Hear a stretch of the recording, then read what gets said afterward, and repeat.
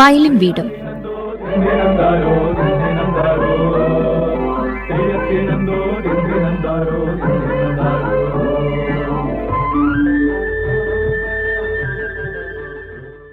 നമസ്കാരം പ്രിയ ശ്രോതാക്കളെ.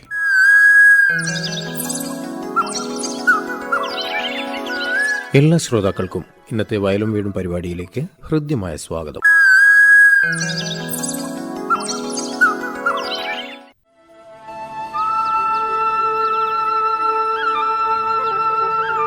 കാർഷിക വിളകളിൽ നിന്നും ഉൽപ്പാദിപ്പിച്ചെടുക്കുന്ന മൂല്യവർദ്ധിത ഉൽപ്പന്നങ്ങൾ അവ തികച്ചും വിഷരഹിതവും ഗുണമേന്മയുള്ളതുമാവുമ്പോൾ അത്തരം ഉൽപ്പന്നങ്ങൾക്കായി വിപണികളിൽ ആവശ്യക്കാരെത്തുന്നു. ഇങ്ങനെ സ്വന്തമായി ഒരു സംരംഭം തുടങ്ങി വരുമാനത്തോടൊപ്പം ഉൽപാദന വിപണന മേഖലയിൽ നല്ലൊരു സ്ഥാനം കൈവരിക്കുകയും ചെയ്യുക എന്നത് പലരുടെയും ലക്ഷ്യമാണ്. ഇന്ന് വനിതകളിൽ പലരും വ്യത്യസ്ത സംരംഭങ്ങളിൽ പ്രവർത്തിച്ചുകൊണ്ട് അവരുടെ കഴിവ് തെളിയിക്കുന്നു. അത്തരത്തിലുള്ള ഒരാളെ നമുക്കിന്ന് പരിചയപ്പെടാം. കോഴിക്കോട് കുരുവട്ടൂരിൽ പ്രവർത്തിച്ചു വരുന്ന നൈസ ഗോൾഡൻ എന്റർപ്രൈസസ് എന്ന സ്ഥാപനത്തിൽ ഉൽപ്പാദിപ്പിച്ചെടുക്കുന്ന നൈസ്മി എന്ന പേരിലുള്ള ബനാന പൗഡർ, റാഗി, ബദാം ആൻഡ് ബനാന പൗഡർ മിക്സ് തുടങ്ങിയ മൂല്യവർദ്ധിത ഉൽപ്പന്നങ്ങളുടെ നിർമ്മാണത്തെക്കുറിച്ചും അതിന്റെ വിപണനത്തെക്കുറിച്ചുമുള്ള അനുഭവങ്ങൾ പങ്കുവയ്ക്കുന്നതിനായി നമ്മോടൊപ്പം ചേരുന്നു സ്ഥാപനത്തിന്റെ മേധാവിയായ കെ സുലൈഖ. നമസ്കാരം. ഇന്നത്തെ വയലും വീടും പരിപാടിയിലേക്ക് സുലൈഖയെ ഹൃദ്യമായി സ്വാഗതം ചെയ്യുന്നു. നമസ്കാരം.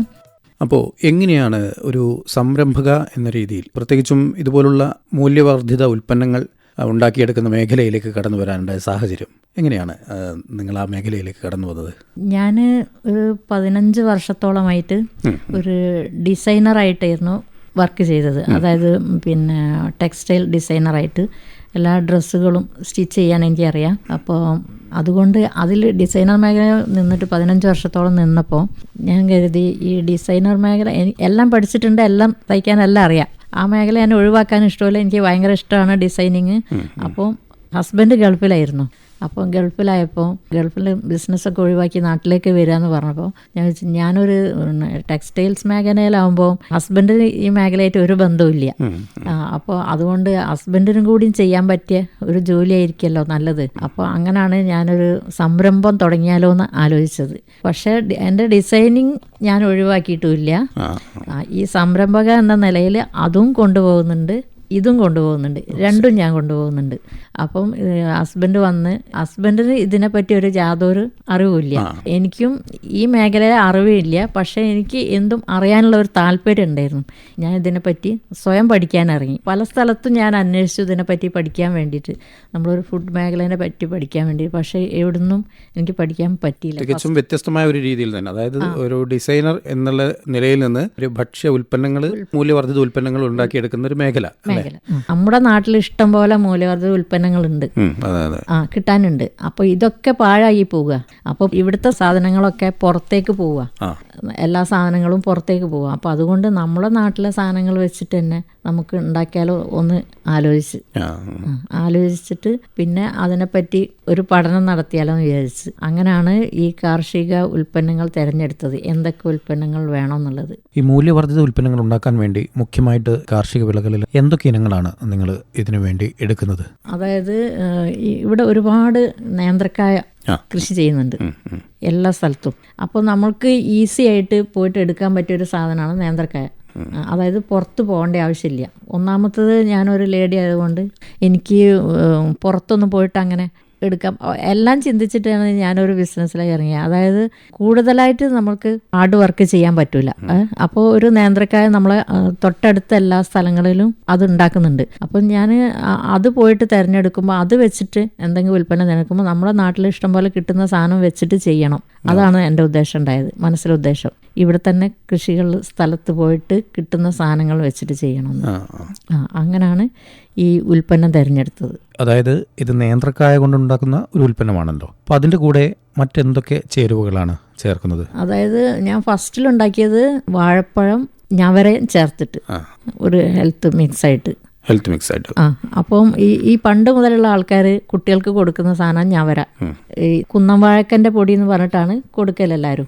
വാഴക്ക എന്ന് പറഞ്ഞിട്ട് കുന്നം വാഴപ്പൊടി. പക്ഷെ അത് തന്നെയാണ് കൊടുക്കുക. പക്ഷേ ഇപ്പം ആ സാധനങ്ങളെ നിലച്ചു പോയി, കിട്ടാനേ ഇല്ല, ആ സാധനങ്ങളെ കിട്ടാനില്ല. അപ്പം നേന്ത്രക്ക വാഴക്കനെ പറ്റിയിട്ട് ഞാൻ ഇങ്ങനെ ഓരോ കാര്യങ്ങൾ വായിച്ച് അറിഞ്ഞു നോക്കുമ്പോൾ ഇതേ ഗുണമുള്ള സാധനം തന്നെയാണ് നേന്ത്ര വാഴക്കയിലും ഉള്ളത്.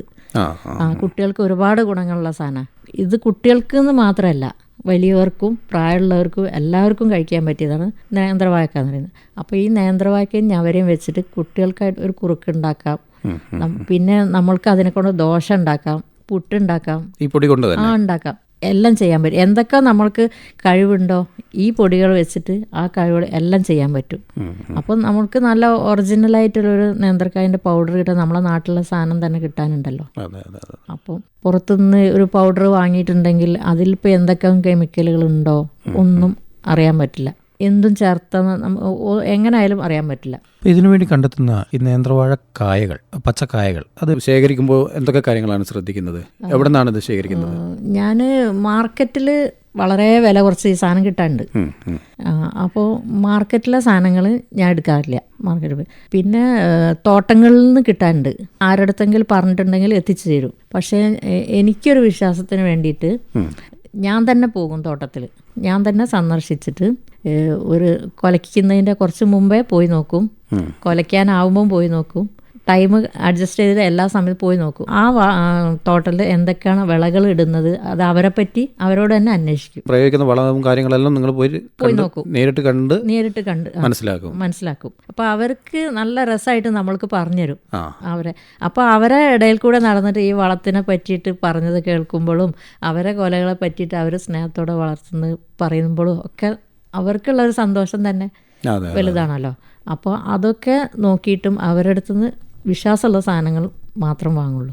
ഡയറക്റ്റ് എന്തായാലും ഞാൻ ഡയറക്റ്റ് പോയിട്ട് എടുക്കും. തോട്ടങ്ങളിൽ നിന്ന് നേരിട്ട് ശേഖരിക്കുന്ന ഉൽപ്പന്നങ്ങൾ കൊണ്ട് അല്ലേ? അതിന് കുറച്ച് വില കൂടും.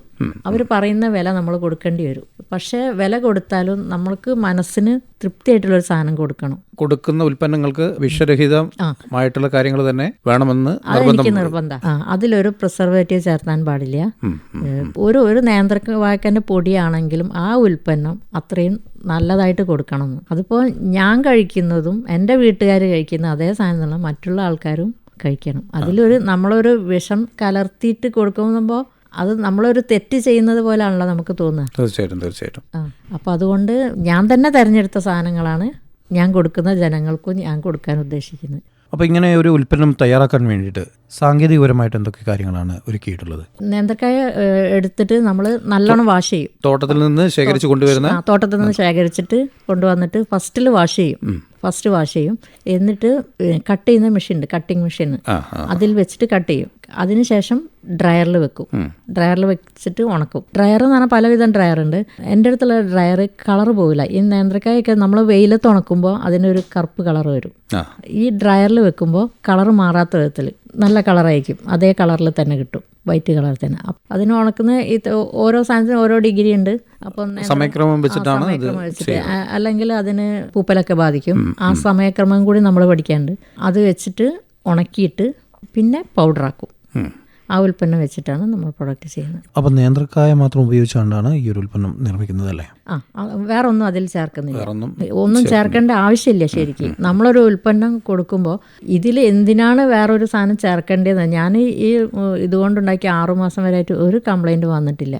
പിന്നെ ഇങ്ങനത്തെ നമ്മളൊരു പ്രിസർവേറ്റീവ് ചേർക്കേണ്ട ആവശ്യമില്ല. അപ്പോൾ ഇത് കൂടാതെ മറ്റ് എന്തൊക്കെ ഉൽപ്പന്നങ്ങളാണ് ചെയ്തു വരുന്നത്? ഞവര ഇതേപോലെ ഞവര നെല്ല് കൃഷി ചെയ്യുന്ന ആളുകൾ പരിചയപ്പെട്ടിട്ട് അവരെടുത്ത് പോയിട്ട് അന്വേഷിക്കും. ഈ ഞവര എന്ന് പറയുന്നത് നമുക്ക് അതിനെ പറ്റിയൊക്കെ പഠിക്കാനുണ്ട്. ഞാൻ കൂടുതൽ പഠിച്ചിട്ടില്ലെങ്കിലും എൻ്റെ അറിവിൽ പഠിച്ചു വെക്കുമ്പോൾ ഞവര പല റൈസും വരുന്നു, അതിനൊക്കെ ഞവര എന്ന് പറയുന്നുണ്ട്. അപ്പോൾ ഈ ഒറിജിനൽ ഞവര ഏതാന്നുള്ളത് നമ്മൾ പഠിക്കണം. നമ്മൾ പഴയ കൃഷിക്കാർ കാണിച്ചു തരുമ്പോൾ തന്നെ മനസ്സിലാവുള്ളൂ. അപ്പോൾ അവരെടുത്ത് പോയിട്ട് ഞവരനെ പറ്റി എല്ലാ അറിവുകളും നേടും. അങ്ങനത്തെ ഓരോ ക്ലാസ്സുകളിലൊക്കെ പോകും. അപ്പം വിപണികളിൽ ഇത്തരം ഉൽപ്പന്നങ്ങൾ, മൂല്യവർദ്ധിത ഉൽപ്പന്നങ്ങൾ ചില സ്ഥലങ്ങളിലൊക്കെ തന്നെ വില കുറച്ച് കിട്ടുന്നുണ്ട്. പക്ഷേ അതിൽ എത്രത്തോളം നന്മ അടങ്ങിയിട്ടുണ്ടെന്നുള്ളത് സംശയിക്കേണ്ടിയിരിക്കുന്നു. വിഷരഹിതവുമായിരിക്കണം, ആരോഗ്യസമ്പുഷ്ടമായിരിക്കണം എന്നുള്ള കാര്യത്തിൽ നിർബന്ധം പിടിച്ചുകൊണ്ട് തന്നെ അപ്പോൾ ഇങ്ങനെയുള്ള ഉൽപ്പന്നങ്ങൾക്ക് വിപണിയിൽ ഇറക്കുമ്പോൾ വരുന്ന എത്രത്തോളം അതിന് വിപണിയിൽ പ്രാധാന്യം കൊടുക്കുന്നുണ്ട്? ആവശ്യക്കാർ അതിന് തേടി വരുന്നുണ്ടോ? ഞാനും ഇപ്പോൾ ഈ ഉൽപ്പന്നം ഉണ്ടാക്കുമ്പോൾ എനിക്ക് തൃപ്തിയായിട്ടാണ് ഞാൻ ചെയ്യുന്നത്. അതായത് ഒന്നും ചേർക്കാത്ത വിഷരഹിതമായിട്ടാണ് ചെയ്യുന്നത്. പക്ഷേ അതിന് ചിലപ്പോൾ നല്ല വില കൊടുത്ത് വാങ്ങേണ്ടി വരും നമ്മൾ സാധനങ്ങൾ, അങ്ങനത്തെ സാധനങ്ങൾ കിട്ടുമ്പോൾ. പക്ഷെ മാർക്കറ്റിൽ പോയിട്ട് വില കുറഞ്ഞ സാധനങ്ങൾ അത് കിട്ടാനുണ്ട്. അത് വെച്ചിട്ട് ഇങ്ങനെ ചെയ്ത് കൊടുക്കാൻ പറ്റും. പക്ഷേ അങ്ങനെ ഒരു ഉൽപ്പന്നം ഉണ്ടാക്കുമ്പോൾ നമുക്ക് വളരെ കുറച്ചിട്ട് വിൽക്കാനും പറ്റും. പക്ഷേ ഇങ്ങനെ നമ്മൾ നല്ല ഉൽപ്പന്നങ്ങൾ തേടി പോകുമ്പോൾ അവർക്ക് വില കൊടുത്താലേ അവർ തരുള്ളൂ. അവർക്ക് ഇത്ര വില കിട്ടണമെന്ന് പറയുമ്പോൾ അപ്പോൾ നമ്മൾ കൊടുത്തേ പറ്റുള്ളൂ. അപ്പോൾ അത് കൊടുത്തിട്ട് നമ്മൾ ഉണ്ടാക്കി കൊണ്ടുവന്ന് മാർക്കറ്റിൽ വിൽപ്പന നടത്തുമ്പോൾ ആളുകൾ പറയും ഇത് കുറച്ചിട്ട് കിട്ടാനുണ്ടല്ലോ, നിങ്ങളെ ഉൽപ്പന്നത്തിന് ഇത്രയും വില ഉണ്ടല്ലോ എന്ന് പറയും. ആ ഒരൊറ്റ ഇതാണ് നമ്മൾക്ക് വേണ്ടാത്ത ഇങ്ങോട്ട് പഠിപ്പിച്ച് തരുന്നത്. അതാണ് കിട്ടാനുണ്ടാകും, പക്ഷെ അവരെ കുറ്റം പറഞ്ഞിട്ടും കാര്യമില്ല. അവരുടെ സാഹചര്യത്തിൽ അവരതായിരിക്കും ഉണ്ടാക്കുന്നത്. പക്ഷേ ഞാൻ ഉണ്ടാക്കുന്ന ഉൽപ്പന്നം എന്നെക്കൊണ്ട് കഴിയാവുന്ന പരമാവധി ഞാൻ നല്ല ഉൽപ്പന്നങ്ങൾ തിരഞ്ഞെടുക്കുന്ന ശ്രമിക്കുന്നത്. ഇതിന്റെ തുടക്കത്തിന് വേണ്ടിയിട്ട് സജ്ജീകരിച്ചിരിക്കുന്ന മെഷീൻസും കാര്യങ്ങളൊക്കെ തന്നെ അതിനുവേണ്ടി ഒത്തിരി ചെലവ് വന്നിരുന്നു. ഫസ്റ്റ് ഞാൻ ഇത് തുടക്കിടുമ്പോൾ ചെറിയ അബദ്ധങ്ങളൊക്കെ നമുക്ക് പറ്റുമല്ലോ. അതായിരിക്കും ഡ്രയർ എടുക്കാൻ പോകുമ്പോൾ ആദ്യം ഞാൻ വിചാരിച്ച ഡ്രയർ, അതിനെപ്പറ്റി വാങ്ങുന്നിടത്തു തന്നെ ഞാൻ ആ ഡ്രയറിനെ പറ്റി ചോദിച്ചു. ആ ഡ്രയർ കൊണ്ട് ഞാൻ ഇങ്ങനെ ഉദ്ദേശിക്കുന്നത് അത് ചെയ്യാൻ പറ്റുമോ? ഡ്രയറൊക്കെ ഓക്കെ പറഞ്ഞ് വാങ്ങാൻ പോയതാ. അവിടുന്നാ പറയുന്നത് പറ്റൂലെന്ന്.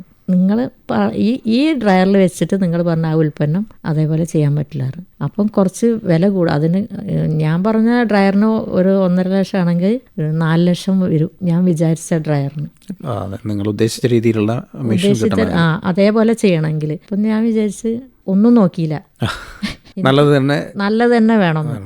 അങ്ങനെ നല്ല ഡ്രയർ തന്നെ എടുത്തു. പിന്നെ പാക്കിംഗ് കവറ് ഞാൻ എടുക്കാൻ പോയപ്പോൾ കവർ ഞാൻ എല്ലാ സൂപ്പർ മാർക്കറ്റിലും സന്ദർശിക്കും. ഏത് കവറാണ് വേണ്ടതെന്നുള്ള എല്ലാ സ്ഥലത്തും രാത്രി പോയി വെക്കും, പകൽ പോയി വെക്കും. ആളുകൾ അട്രാക്ഷൻ ചെയ്യുന്ന ഏത് കവറാണ് പെട്ടെന്നൊരു സാധനമാണ്. അങ്ങനെ നോക്കിയപ്പോൾ ഞാനൊരു കവർ എടുത്ത്. പക്ഷേ ഞാൻ ഉണ്ടാക്കുന്ന ഈ ഉൽപ്പന്നം ഈ കവറിൽ ശരിയാവില്ല.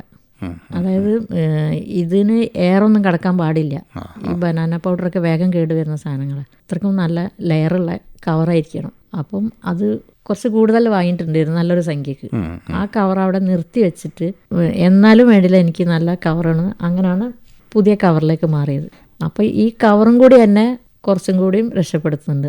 നല്ല കവറായതുകൊണ്ട് ഈ ഉൽപ്പന്നം കേടുകൂടാതെ ആളുകളെ കയ്യിലെത്തുമ്പോൾ കുറച്ചൊരു നല്ല നീറ്റായിരിക്കണം സാധനം, കവറും നീറ്റായിരിക്കണം, പ്രോഡക്റ്റ് എല്ലാം നീറ്റായിരിക്കണം. തുടക്കത്തിൽ എത്ര ഉൽപ്പന്നങ്ങളുമായിട്ടാണ് വിപണിയിൽ ഇറങ്ങിയത് നിങ്ങൾ? തുടക്കത്തിൽ 2 ഉൽപ്പന്നങ്ങൾ. എത്ര പാക്കറ്റ് ആയിട്ടാണ് തുടങ്ങിയത്? 100 പാക്കറ്റുകളായിട്ടാണ് തുടങ്ങിയത്. ഇന്ന് നിലവിൽ ഇപ്പോൾ എത്രത്തോളം വിപണിയിൽ എത്തിക്കുന്നുണ്ട്? 2 പാക്കറ്റ് തുടങ്ങിയതിൽ അതിൽ 2 പാക്കറ്റും സക്സസ് ആയി. ഇന്ന് വിപണിയിൽ ഇതിന്റെ പ്രാധാന്യം എത്രത്തോളം ഉണ്ട്? ഇന്ന് ഞാൻ എവിടെ കൊടുക്കുന്നോ അവിടെ അത് സക്സസ് ആവുന്നുണ്ട്. ഇതിന്റെ ആവശ്യക്കാർ തേടി വരുന്നുണ്ട്. പിന്നെ കൊടുക്കുന്ന അവിടെ ഞാനൊരു 10 പാക്കറ്റ് പുതിയൊരു സ്ഥലത്ത് കൊണ്ടുവച്ചു. 10 പെട്ടെന്ന് അവിടെ തീരുന്നുണ്ട്. വീണ്ടും ആളുകൾ എടുക്കുന്നുണ്ട്. പിന്നെ കുട്ടികൾക്ക് വേണ്ടിയിട്ട് ആളുകൾ ചോദിച്ചു വരുന്നുണ്ട്. പിന്നെ എക്സിബിഷനൊക്കെ വെക്കുമ്പോൾ ഞാനൊന്നും പറയില്ല, കുട്ടികൾക്ക് വേണ്ടിയിട്ടുള്ള കുട്ടികളെയും കൊണ്ടുവരുമ്പോൾ തന്നെ ആളുകൾ നോക്കിയിട്ട് എടുക്കുന്നുണ്ട്. കുട്ടികൾക്ക് വേണ്ടി നല്ലൊരു ഉൽപ്പന്നമാണെന്നുള്ള രീതിയിൽ കൊടുക്കുന്നുണ്ട്. 7 മാസം തൊട്ടിട്ട് ഇപ്പോൾ ഒരു കുട്ടി 5 മാസമായി എൻ്റെ അതേ പ്രൊഡക്റ്റ് ആ കുട്ടിക്ക് കൊടുക്കുന്നു. ഇപ്പോൾ വയനാട്ടിലുള്ള ഒരു ലേഡീൻ്റെ വേറെ ആൾ പറഞ്ഞിട്ട് അവരും 7 മാസമായി കുട്ടിക്ക് കൊടുക്കുന്നുണ്ട്. നമ്മുടെ കോഴിക്കോട് കൂടാതെ മറ്റ് സ്ഥലങ്ങളിലേക്കും വിപണനം ലക്ഷ്യമിട്ടുകൊണ്ട് തന്നെയാണോ ഇതിന്റെ പ്രവർത്തനം മുന്നോട്ട് പോകുന്നത്? ഇപ്പം ഈ കോഴിക്കോട് മാത്രമേ ഉള്ളൂ വിപണനം. എനിക്ക് അത്ര പറ്റാഞ്ഞിട്ടാണ് കോഴിക്കോട് മാത്രം. ഇനിയിപ്പം കേരളം മൊത്തം എവിടെയും കൊടുക്കാൻ ഞാൻ റെഡിയാണ്. ഇനിയിപ്പോൾ എത്ര വേണമെങ്കിലും ഉണ്ടാക്കുന്നതിനും കുഴപ്പമില്ല എനിക്ക്. ഇപ്പോൾ ദിവസവും ഇതിനു വേണ്ടി തന്നെയാണോ സമയം കണ്ടെത്തുന്നത്? ഇതിന്റെ പ്രവർത്തനങ്ങൾക്കും കാര്യങ്ങൾക്കും വേണ്ടി തന്നെയാണ്? അല്ല, ഫസ്റ്റ് വീട്ടിലെ കാര്യം മൊത്തം ഞാൻ ചെയ്തു. അത് കഴിഞ്ഞിട്ട് ഞാൻ ഷോപ്പിലെ കാര്യം നോക്കും. വീട്ടിലെ കാര്യവും ഞാൻ ഒറ്റക്കാണ് നോക്കുന്നത്. ആരും ജോലിക്കൊന്നും ആരും വെച്ചിട്ടില്ല. ഷോപ്പിലെ കാര്യവും ഞാൻ ഒറ്റക്കാണ് ചെയ്യുന്നത്. അത്യാവശ്യം കുറച്ച് വലിയ കാര്യം ബനാന കട്ട് ചെയ്യുന്ന അതിന് ഒരാൾ വെച്ചിട്ടുണ്ട്. പിന്നെ കുറച്ച് വാഷ് ചെയ്യാൻ അങ്ങനെയൊക്കെ വെച്ചിട്ടുണ്ട്. പ്രൊഡക്റ്റ് ഞാൻ തന്നെ ഉണ്ടാക്കുന്നത്. ഇനി കുറച്ച് കൂടുതൽ ഇനി ക്വാണ്ടിറ്റി വരുമ്പോൾ എന്തായാലും ഹെൽപ്പിന് ആളെ വേണ്ടി വരും. ഇപ്പം കുറച്ച് നമ്മൾക്ക് തന്നെ എന്തൊക്കെ ഫോൾട്ടുകൾ എല്ലാം പഠിക്കാൻ പറ്റില്ല. നമ്മൾ എന്തുകൊണ്ടാണ് നിങ്ങൾ ഒറ്റയ്ക്ക് തന്നെ അത് കൈകാര്യം ചെയ്യുന്നത്? അതായത് പ്രൊഡക്റ്റ് അത്രയും ക്വാളിറ്റിയിലായിരിക്കണം. അതാണ് നമ്മൾ ഉൽപ്പാദിപ്പിക്കുന്ന അല്ലെങ്കിൽ വിപണിയിൽ ഇറക്കുന്ന ഉൽപ്പന്നം തികച്ചും ആരോഗ്യപ്രദമായിരിക്കണം. അതിലടങ്ങിയിരിക്കുന്ന ഓരോ ഘടകങ്ങളും അതിൻ്റെതായ രീതിയിൽ വേണം. എനിക്ക് പഠിച്ചും കൊണ്ട് അത് വിപണിയിൽ ഇറക്കാൻ പറ്റൂ. അപ്പൊ അതിൽ എന്ത് ഫോൾട്ടാണ് എനിക്ക് മനസ്സിലാക്കാൻ പറ്റൂ. നമ്മുടെ ആരോഗ്യത്തിന് വേണ്ടിയിട്ട് നമ്മൾ കണ്ടെത്തുന്നത് പോലെ തന്നെ മറ്റുള്ളവർക്കും വേണ്ടി അത്രത്തന്നെ വേണം. നമ്മളെ ആരോഗ്യം പോലെ തന്നെയാണ് മറ്റുള്ള ആരോഗ്യവും. അതായത് ഇത് ഓരോരുത്തർ കഴിക്കുമ്പോൾ എനിക്ക് ഭയങ്കര മനസ്സിന് സംതൃപ്തിയാണ്. അതായത് ഇത്രയും നല്ല കൃഷിക്കാരെടുത്ത് നല്ലൊരു നേന്ത്രക്കായ് കൊണ്ടുവന്നിട്ട് പൗഡർ ആക്കുമ്പോഴൊക്കെ കാണുമ്പോഴൊക്കെ ഞാനായിരിക്കും ആളുകൾ ഇത്രയും നല്ല പ്രോഡക്റ്റ് കഴിക്കുമ്പോൾ നമ്മൾക്കും മനസ്സിനൊരു സംതൃപ്തി. അങ്ങനത്തെ കൊടുക്കുമ്പോൾ. എങ്ങനെയൊക്കെയാണ് നിങ്ങളിത് വിപണനം നടത്തുന്നത്? മാർക്കറ്റിംഗ് വല്ലാത്തൊരു പ്രശ്നം. ഇവിടെ ഒരുപാട് ഉൽപ്പന്നങ്ങൾ നമ്മളെ പോലെ സ്ത്രീകൾ ഉണ്ടാക്കുന്നുണ്ട്. പക്ഷെ അവർക്ക് ഉൽപ്പന്നം ഉണ്ടാക്കാൻ എല്ലാവർക്കും. ഇപ്പം എനിക്ക് ഒരുപാട് പ്രൊഡക്റ്റ് ഉണ്ടാക്കാൻ അറിയാം. അപ്പോൾ പ്രൊഡക്റ്റ് ഉണ്ടാക്കുന്നതല്ല കാര്യം, ഇത് വിപണനം നടത്തുന്നതും കൂടി നമ്മൾ പഠിക്കാറുണ്ട്. മാർക്കറ്റിങ്ങിലേക്ക് അങ്ങോട്ട് ഇറങ്ങിച്ചെല്ലാം എല്ലാവർക്കും മടിയാണ്. എനിക്കും മടിയാണ്. പക്ഷെ നമ്മളൊരു ഫാമിലി പ്രൊഫഷൻ നോക്കുമ്പോൾ ഫാമിലിക്ക് അധികം ഇഷ്ടമുണ്ടാവില്ല നമ്മളതൊരു വണ്ടി ആയിട്ട് ഇതിങ്ങനെ കച്ചവടം ചെയ്യാൻ നടക്കുന്നത്. അതും കൂടി നോക്കാം. അപ്പോൾ ഫാമിലിയും കൂടെ കണക്കാക്കി നമ്മൾ മാർക്കറ്റിന് ഇറങ്ങുള്ളൂ. അപ്പം ഞാൻ കുറച്ച് പരിചയമുള്ള സൂപ്പർ മാർക്കറ്റിലെ ഒരു മാനേജറൊക്കെ ഉണ്ട്. അവരുടെ അടുത്ത് അന്വേഷിച്ചു. അപ്പോൾ ഒരു 10 സൂപ്പർ മാർക്കറ്റിൽ ഞാൻ ഇപ്പം കൊടുക്കുന്നുണ്ട്. അത് ഞാൻ തന്നെ കണ്ടുപിടിച്ചതാണ് ആ മാർക്കറ്റിങ്. പിന്നെ ഇങ്ങനെ എക്സ്പോകളൊക്കെ വരുമ്പോൾ അവിടെ സെയിൽ ചെയ്യുന്നുണ്ട്. പിന്നെ അറിയപ്പെടുന്ന ആളുകളൊക്കെ വിളിക്കും, അങ്ങനെ കൊടുക്കുന്നുണ്ട്. മാർക്കറ്റിങ് വലിയൊരു പ്രശ്നം തന്നെയാണ്. എത്ര വയസ്സ് മുതലുള്ള കുട്ടികൾക്ക് കൊടുത്തു തുടങ്ങാം ഈ ഒരു ബനാന പൗഡർ? ഒരു 7 മാസം കഴിഞ്ഞ് 8 മാസം മുതലൊക്കെ കൊടുക്കാം. ഇതിൻ്റെ ആരോഗ്യപരമായിട്ടുള്ള കാര്യങ്ങളൊക്കെ അത് പഠിച്ചിട്ട് തന്നെയാണോ? അതായത് ഈ ബനാന പൗഡർ തന്നെ നമ്മൾ 7 മാസം പ്രായമായ കുട്ടികൾക്ക് കൊടുത്തു തുടങ്ങാം എന്നുള്ളത് ആരോഗ്യ മേഖലയിലുള്ള ആളുമായിട്ട് അതിൻ്റെ പഠനം നടത്തിയതിന് ശേഷമാണോ നിങ്ങൾ കൊടുത്തത്? എനിക്ക് എന്ത് ഡൗട്ട് ഉണ്ടെങ്കിലും ഇതിലെ ആരോഗ്യ മേഖല ആളുകളെ ഞാൻ വിളിച്ചിട്ട് അന്വേഷിക്കും, ചോദിക്കും. പിന്നെ ഒരുപാട് വായനകൾ കൂടി ഞാൻ മനസ്സിലാക്കും, വായിച്ചിട്ട് മനസ്സിലാക്കൂ. പിന്നെ ഈ പണ്ട് മുതലേ കൊടുക്കുന്ന സാധനങ്ങളാണല്ലോ ഈ വായക്കപ്പൊടി, മുത്താറി എന്നൊക്കെ പറഞ്ഞത്.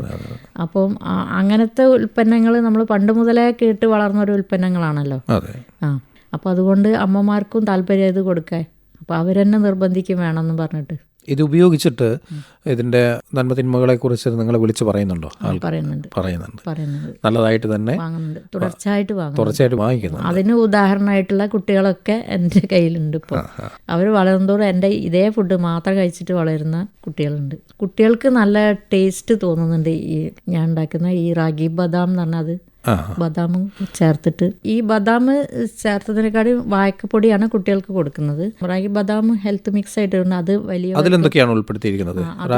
റാഗിപ്പൊടി, നേന്ത്രവായക്കൻ്റെ പൊടിയുണ്ട്, ബദാമിൻ്റെ പൊടിയുണ്ട്. ഇത് 3 ചേർത്തിട്ട് അതൊരു ഹെൽത്ത് മിക്സ് ആയിട്ടാണ്. അതായത് റാഗി, നേന്ത്രക്കായ. ഇത് നേന്ത്രക്കായ പഴുത്തതല്ലോ, പച്ചയാണ്. അതുപോലെ തന്നെ ബദാം. അങ്ങനെ ഒരു ഹെൽത്ത് മിക്സ് ആയിട്ട് ഞാൻ ചെയ്യുന്നത്. ഈ ബനാന പൗഡർ അധികവും കുട്ടികൾക്കാണ് കൊടുക്കുന്നത്. ഇത് വലിയവർക്ക് കഴിക്കാൻ പറ്റുന്ന ഒരു ഹെൽത്ത് മിക്സ് ആണ്. അത് വലിയവർക്ക് രാവിലെ ബ്രേക്ക്ഫാസ്റ്റ് ഒന്നും കഴിച്ചിട്ടില്ലെങ്കിലും അത് ഈ ഒരു സംഭവം കഴിച്ചാൽ മതി. ഇപ്പോൾ ജിമ്മിനൊക്കെ പോകുന്നവർ പ്രോട്ടീൻ പൗഡർ എന്നൊക്കെ പറഞ്ഞ് കഴിക്കുന്നില്ല. അപ്പോൾ അതിന് പകരം ആ പ്രോട്ടീൻ പൗഡർ വാങ്ങുന്നതിനെക്കാട്ടിയും എത്രയോ ബെറ്ററാണ് ഇതുപോലുള്ള ഉൽപ്പന്നങ്ങൾ. അപ്പോൾ അങ്ങനെ കുറേ ആളുകൾ വാങ്ങിക്കൊണ്ടുവന്നുണ്ട്. പിന്നെ ഇപ്പം ഞാനൊരു 10 പ്രൊഡക്റ്റ് ചെയ്യുന്നുണ്ട്. ഇത് കൂടാതെ വേറെ 10. അതെന്തൊക്കെയാണ്? അത് ചിക്കൻ മസാല, സാമ്പാർ, ഗരം മസാല, അതും ഇതേപോലെ തന്നെ മായം കലർക്കുന്നു എന്നൊക്കെ എപ്പോഴും കേൾക്കുന്നുണ്ട്. പരാതികളാണ്. അപ്പോൾ ഈ പരാതി തീർക്കാൻ വേണ്ടിയിട്ട് നമുക്ക് തന്നെ ഇതേപോലെ വാഷ് ചെയ്യണം. എല്ലാം എനിക്ക് നിർബന്ധമാണ്, വാഷ് ചെയ്യണം. മല്ലി എല്ലാം കൊണ്ടുവന്നിട്ട് വാഷ് ചെയ്യും. എന്നിട്ട് എൻ്റെ ഡ്രയർ ഉണ്ടല്ലോ, അപ്പോൾ എനിക്ക് വാഷ് ചെയ്യുന്നതിന് ഒരു പ്രശ്നമില്ല. ഇത് മഴക്കാലത്ത് വാഷ് ചെയ്യാൻ പറ്റും. വാഷ് ചെയ്തിട്ട് ഉണക്കണം. ഇപ്പോൾ പറഞ്ഞിരിക്കുന്ന സാമ്പാർ പൊടി, ചിക്കൻ മസാല, ഗരം മസാല, അത് 3ഉം ഞാൻ ചെയ്തിട്ടുണ്ട്. അതുകൂടാതെ കൊണ്ടാട്ടമുളക് നല്ല ഡിമാൻഡ് ഉണ്ട്. എൻ്റെ കൊണ്ടാട്ടമുളക് പ്രത്യേക രീതിയിലാണ്. അതും ഡ്രയറിൽ വെച്ചിട്ടാണ് ചെയ്യുന്നത്.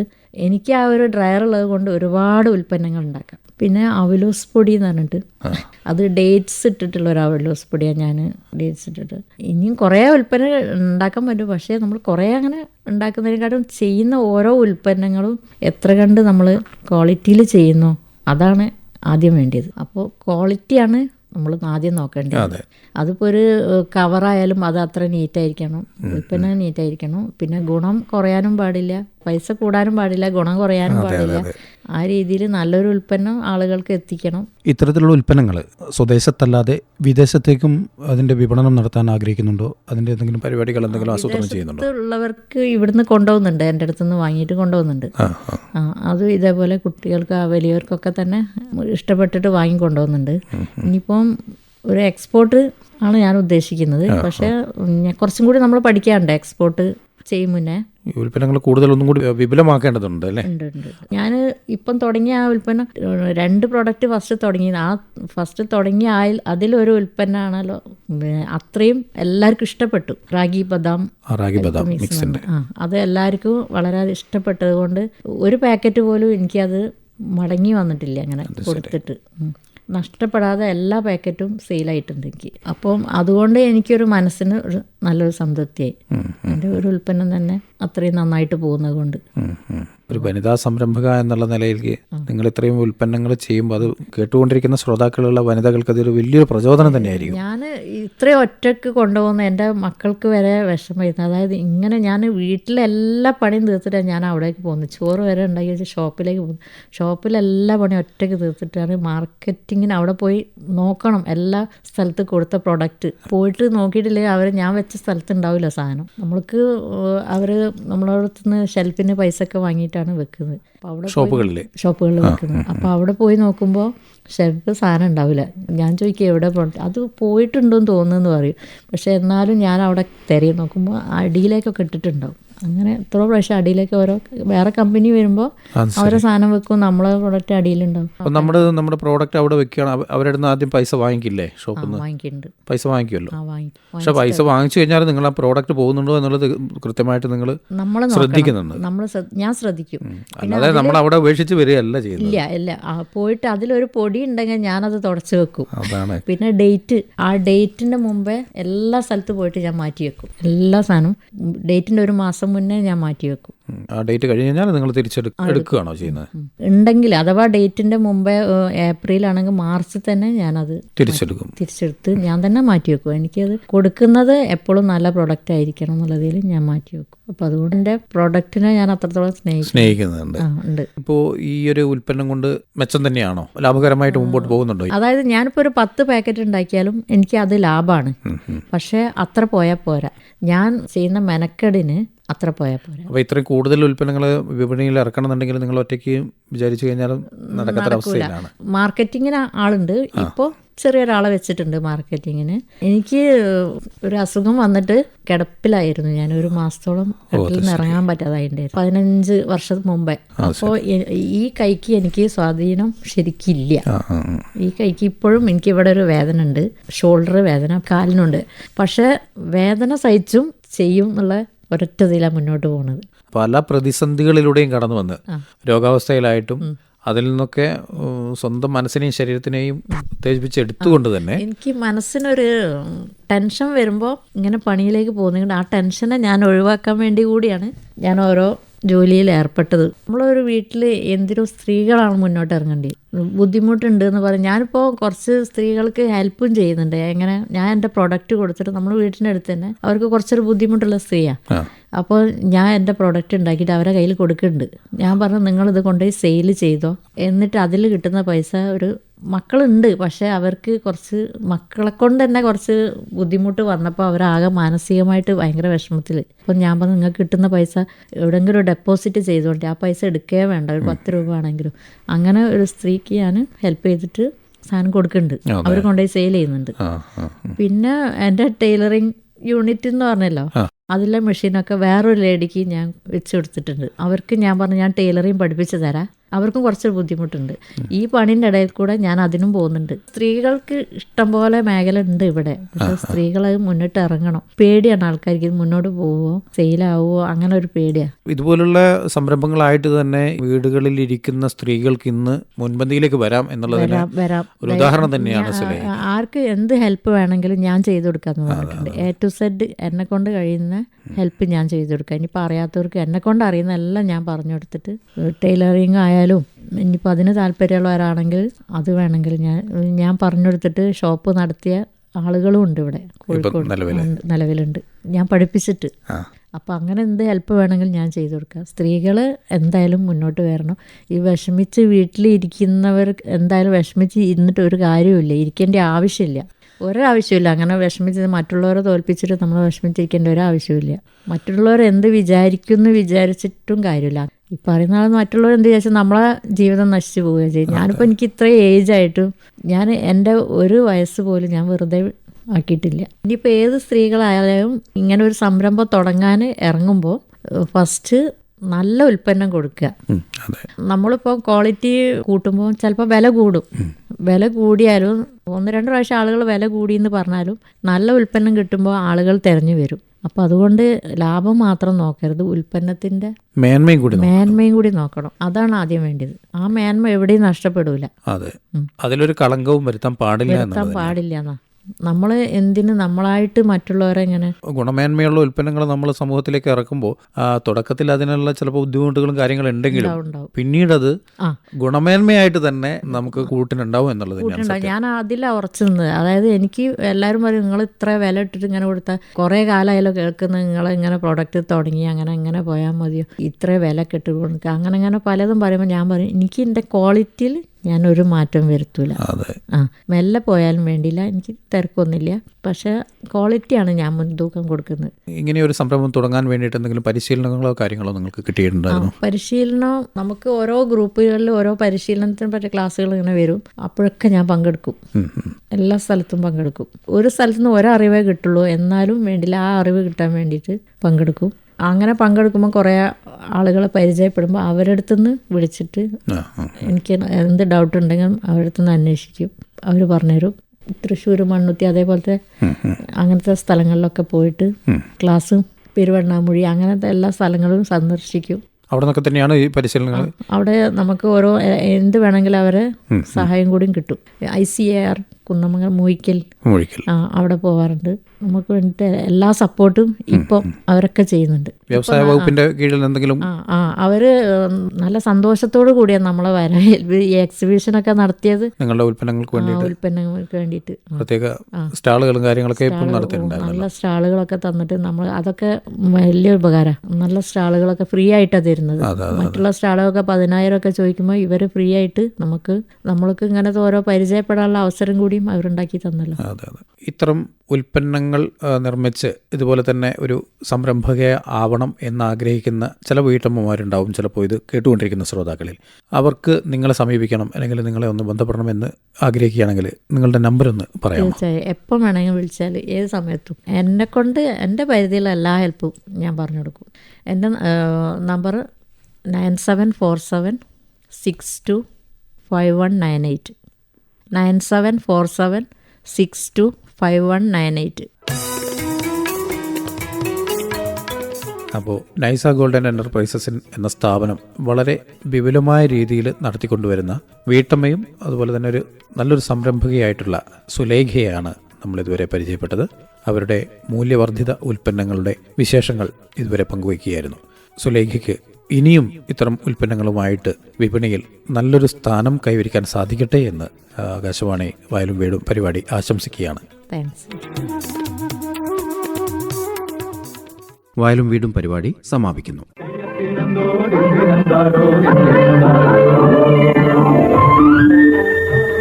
വയലും വീടും